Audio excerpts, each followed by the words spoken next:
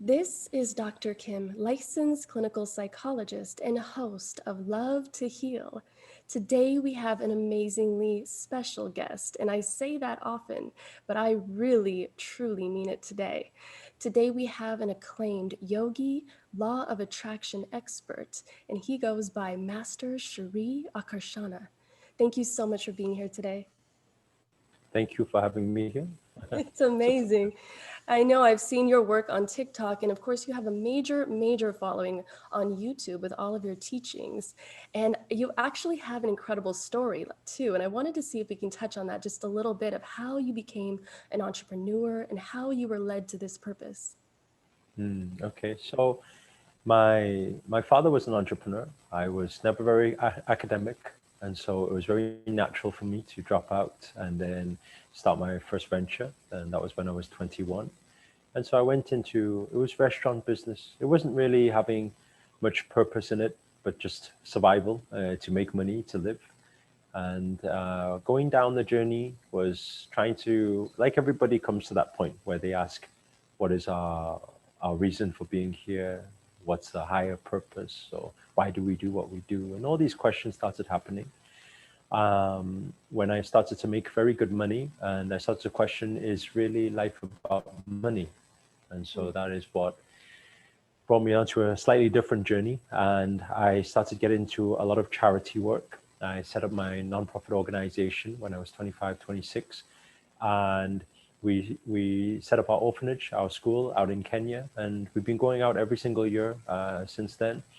And we take volunteers there. And so I found purpose in helping people. And I felt like I felt it was my calling. And it was very interesting because as many people do when they go either on the hustle and material world, or they go into the metaphysical and spiritual world, usually people go one extreme to the other extreme. And I took that 180 turn to Mhm. saying that money doesn't matter. It's not about work. It's not about career. It's all about just giving and all that. Mhm. And then I think somewhere down the line, you start to realize that actually we are a physical body with this metaphysical, the spirit, our soul, Mhm. and it's important to learn how to uh, nurture both areas and be able to feed the soul and to also feed your physical, your material life also. And so then I came to this balance of striking that balance. And from then, I went to a lot of people started to invite me to speak at different talks, and I've been speaking for around 8, 9 years now, all around the world, in front of crowds, in front of thousands of people. And just a couple of years ago, people were asking, why are you not doing so much on social media? So it was in 2018, I said, why not put the message out to social media? And within literally 1 year, 2 years, it went out to, now it's gone, the stats show around 90 million people around the world. Incredible. So it's gone to a lot of people. And with that, it actually somehow caught the attention of a Himalayan yogi master by the name of Grandmaster Akshar, who just over a year ago asked me to go into the Himalayas for training with him. Wow. And without knowing what training, why Mhm. me, I guess I didn't ask so much. I was just open to, okay, let's see what it's all about. I thought at the time it was just some yoga training, but I didn't know that I was going to be out of his thousands of disciples across the world. I was going to be his first disciple to receive the spiritual master blessing, and and yeah, and then from there we started to learn a lot of on things like third eye, Kundalini awakening, and we do a lot of dimension work and everything. Mhm. And then I found a whole new purpose now. And so now everything is excelled, everything is 10, 100 times faster. And yeah, it's a very simple message of spreading love and positivity and also wealth and abundance consciousness with the world. It's incredible. You know, one thing that I definitely saw working in treatment centers, substance use and eating disorders. They needed to connect the mind and body. But I'm telling you, yes, the therapy was incredibly important and the bond was really tight with the therapist. But some of the most popular people that were there, people that were impacting the clients very heavily, were the spiritual practitioners and the yoga experts. So it was critical that we had those components to the program. But it was really, I don't, we don't get envious, we get excited, but it was shocking, like how much transformation could be done. But we think it's all book study. And then so the psychologists, the therapists start getting inspired by what the work that the spiritual people were doing and the yogis. So that's kind of how I started getting interested in it. But I feel like it's so mentally stimulating. The things that you do is not only healing, but it's also extremely stimulating because you can continuously learn, which is why I'm very attracted to it as well. So tell me, did you have some kind of, like most of us do, a depressive episode along the way or a transition that made you feel like you needed to do something, either gain purpose, or how did you get out of that type of situation, whether it was a breakup or something else you were going through, like a life transition? It's a very good question. Um, when I was 24, 25, I suffered from depression. That was when I was very successful, making a lot of money. I was buying a lot of nice cars and houses and yachts and things like that. And it was very interesting because it didn't last very, that period of happiness didn't last very long. It was a few months until I couldn't even figure out what else I could buy to make myself happy or to find why I was doing everything.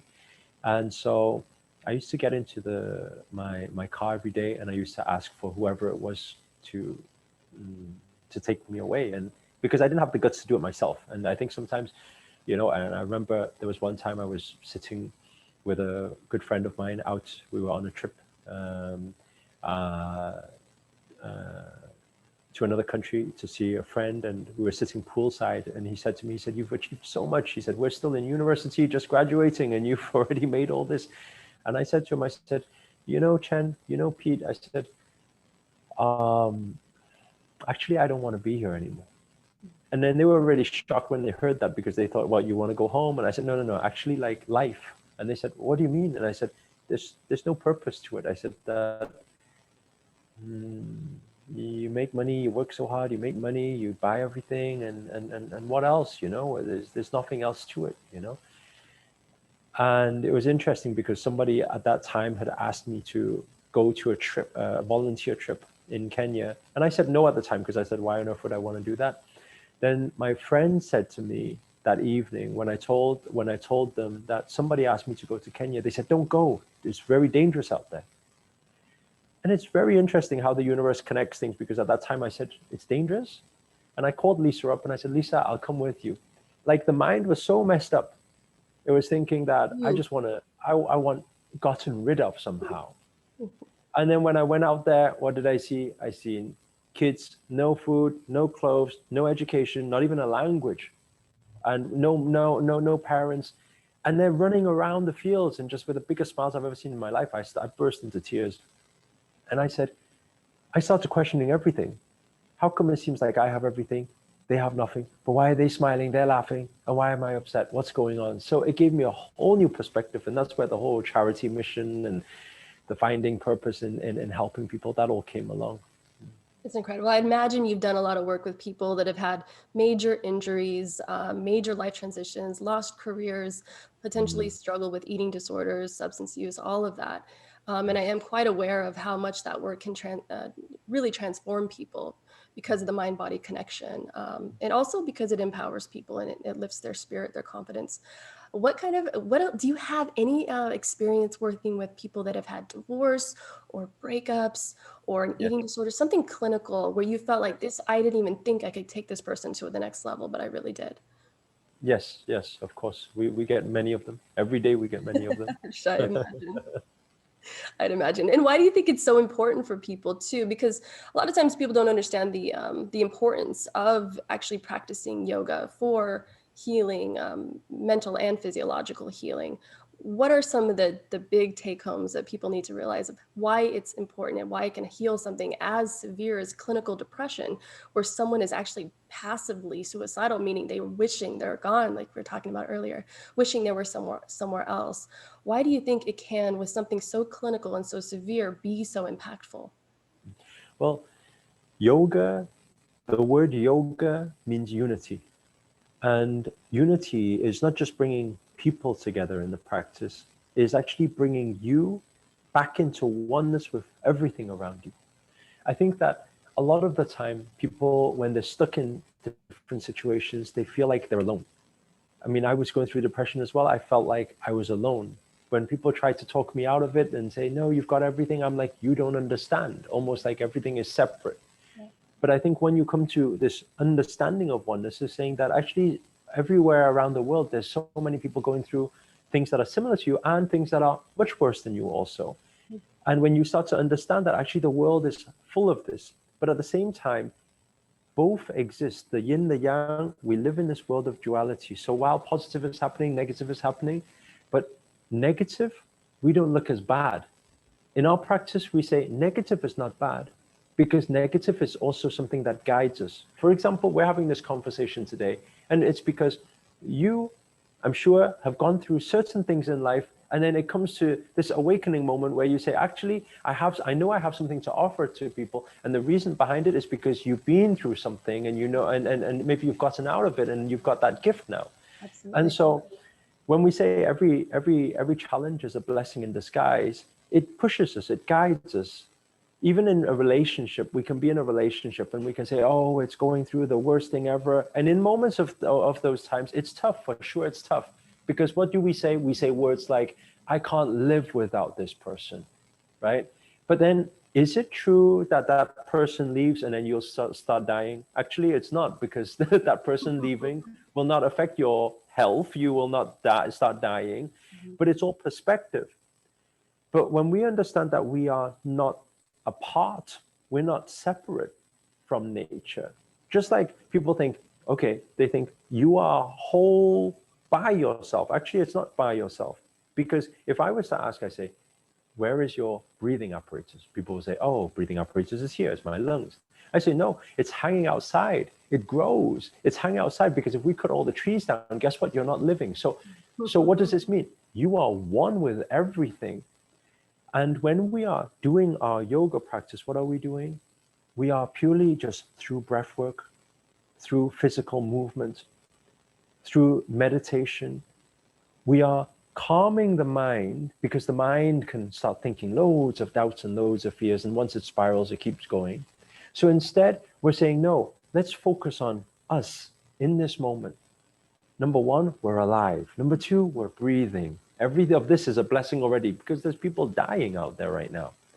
So this is a blessing. Then we go into the practice, breath work, we feel the energies, we reconnect with the energies, then we become whole again with oneness with the universe. And then we realize how blissful, how beautiful life is. And once you start being able to do that inner work, the outer work starts to change. We start to see our reality around us start to change because we don't attract what we want in life, we attract what we are. So the moment you start shifting, your vibration starts shifting, you start smiling more, you start seeing the whole world smile back at you. It's so true. You know, and it's so interesting when you're doing work and you're looking at some of the modalities. There's something called dialectical behavioral therapy, and when Mm, you look at those modalities, and that usually treats like eating disorders and depression and other disorders. But when you look at it, it's mindfulness is such a key component of all of those issues that you're struggling with. So if you're dealing with conflict issues and you need resolution, that's interpersonal effectiveness, that mm, can help. When you're just simply wanting to learn mindfulness to be in the moment, that obviously helps. mm, Emotion dysregulation, when you're very angry or you cry easily, mindfulness again helps with that. So I'm looking at all the modules, I'm like, here it is. And someone of your expertise could actually work with that person and get all of those areas really truly healed. And that doesn't negate any work that we can do clinically, but it certainly shows the power of this type of work. And I've seen that firsthand. But a majority of the work that we do, like I said, especially in those areas, really is either bringing practitioners in or simply doing psychoeducation around it. So it's just Beautiful. a really beautifully powerful modality. Do you feel like, I know one of your hardest hitting videos was Law of Attraction, Mm, and of course that we can get in too deep into that, and we don't have time for it. But I was wondering, what do you think the formula for Law of Attraction is? What's your formula, or even if it's just in a micro sense? mm. I I think people overthink it when they think law of attraction and they think manifestation. Everybody think it's some hocus pocus pixie dust fairy dust thing, but actually it's very practical. Mm. Somebody once at one of my events, they questioned, they said, "You've been talking about this manifestation stuff. How can you prove that manifestation is real?" I asked them a question. I said, "How did you manifest breakfast this morning?"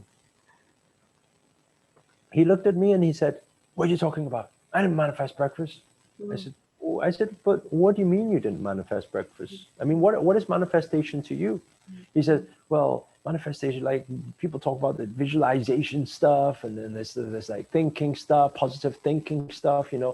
And I said, "Okay, let me ask you this question."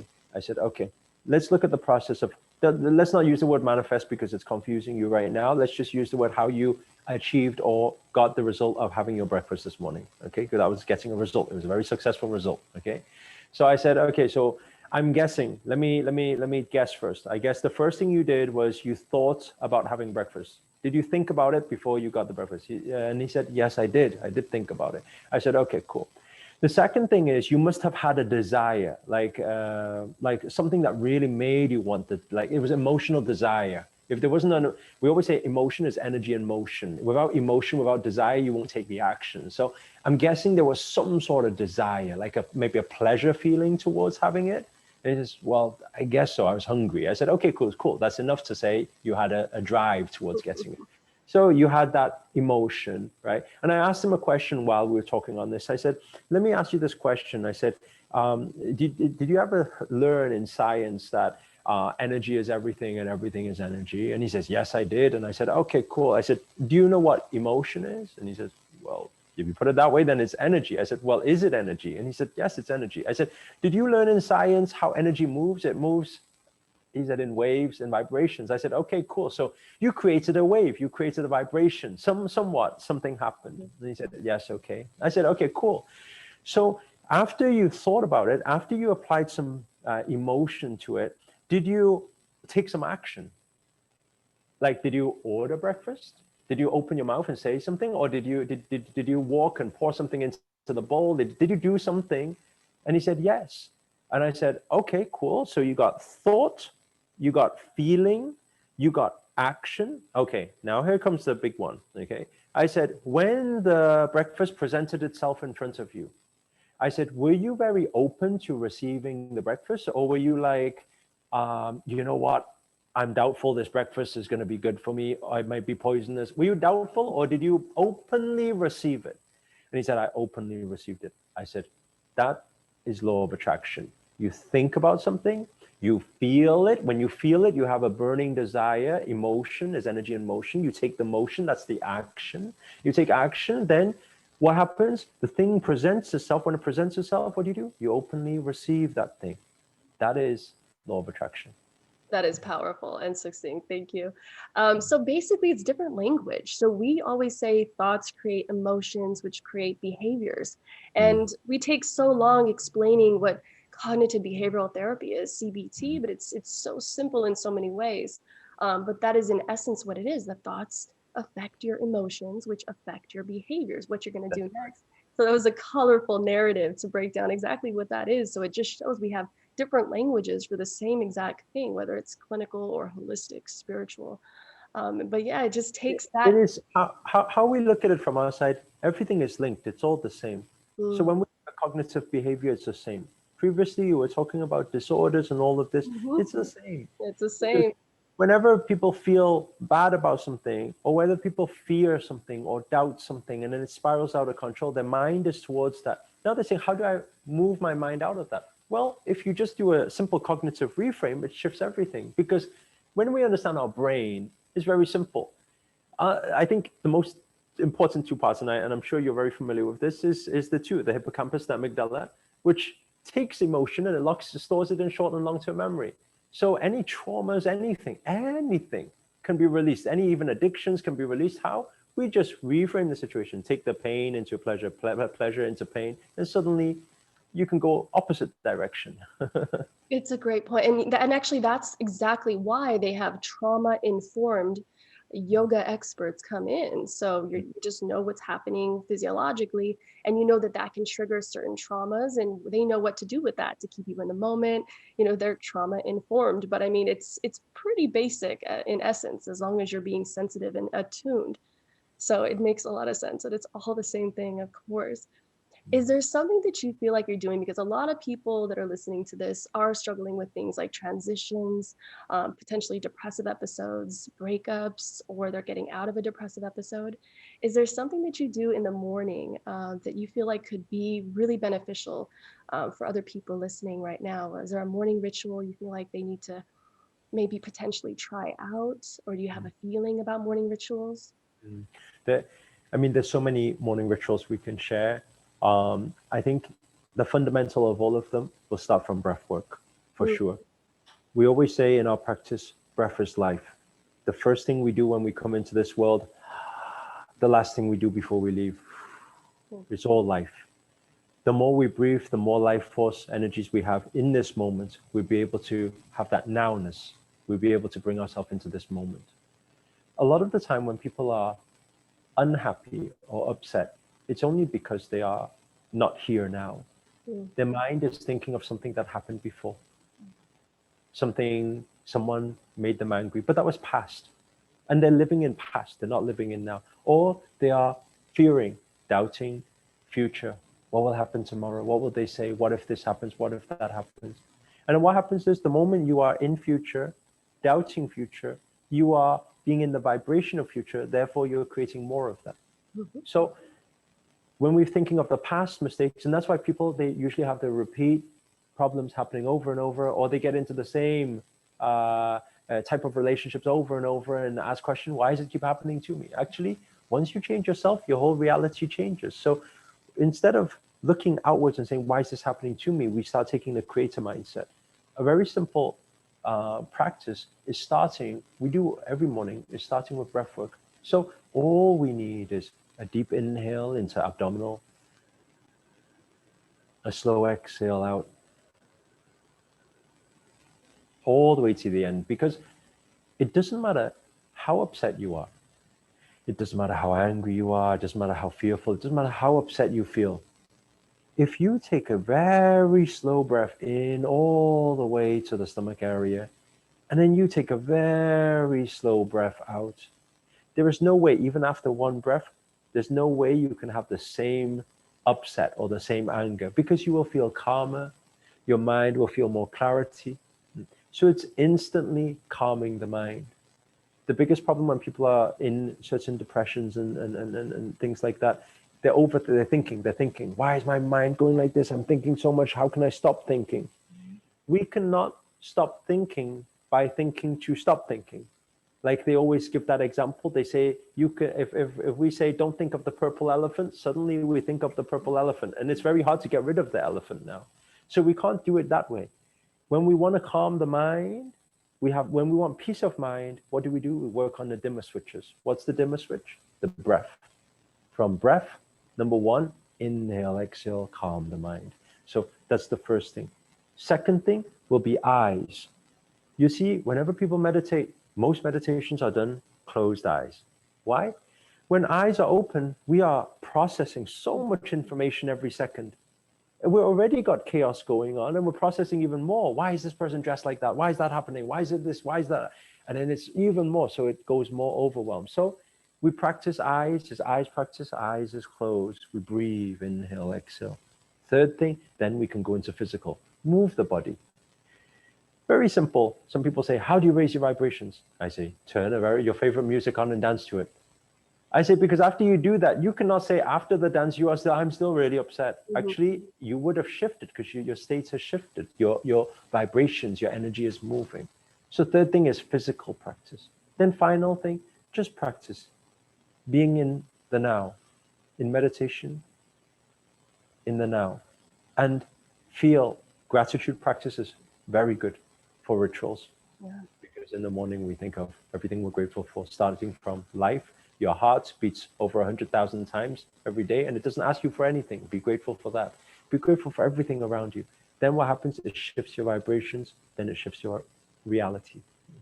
I love that. And that is actually the one of the only remedies that I recommend when it comes to obsessive thinking, because again, you can't think of that you don't want to do something. I completely agree. So it's gratitude that I recommend on that.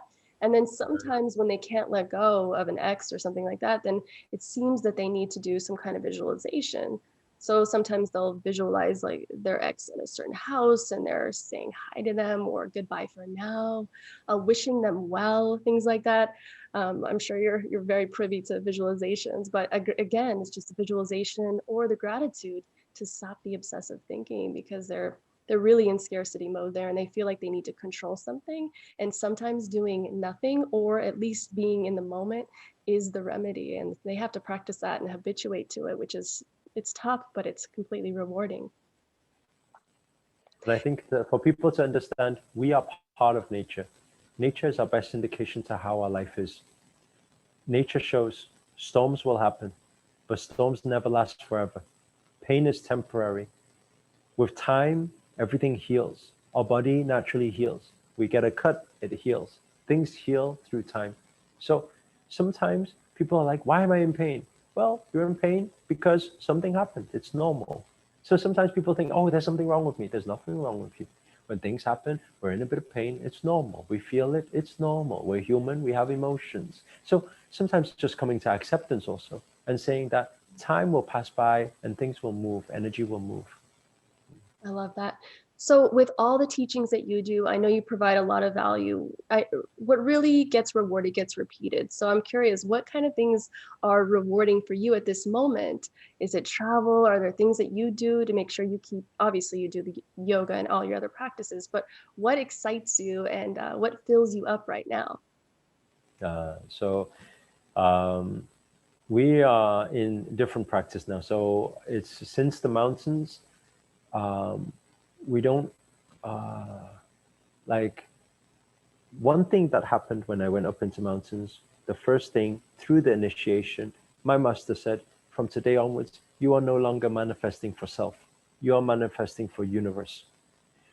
And so when you ask about what things, actually everything makes me joyful. Just sitting here having a conversation with you today makes me joyful. Knowing that this will reach out to thousands of people makes me joyful. So every day, these activities, cooking makes me joyful. Everything, you know. So I playing football makes me joyful. Doing workout makes me joyful. So everything is actually very joyful. If we look at any big projects we're doing right now, it will be our land project. Right now, we are. That's why we're in California. Also, we're looking at 1,000+ acres land, and we're going to build a conscious, like a academy, a city type of thing, a small city, a village, and it's going to have the yoga center, the meditation center, everything there. So this is what we are working on right now. But actually, every moment is beautiful. We get to travel, which is a blessing.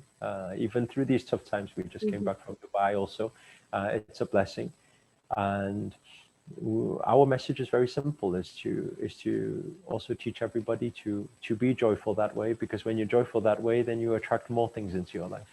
Absolutely. I feel that. I love that you get joy on every moment, and I think people miss that. And we're so grateful that you came on here with us today. And really, I want to know, where can people find you? I think YouTube, they'll probably find most there. I think there's reaches out to a lot of people. There's about 1,000+ videos there. Yeah, TikTok. I think this is where you found me as well. That's it. Yep. TikTok, Instagram, Facebook, all the usual. They're all there. Thank you so much for putting all of these teachings into the universe. We're so grateful that you could come on, and I hope you have an amazing day. Thank you, and thank you for doing your thing as well. Spreading positivity to the world and helping people is not an easy path, and you're doing wonders here. So my love and prayers go out to you as well. Me too. I love what you're doing. Talk to you soon. Thank you.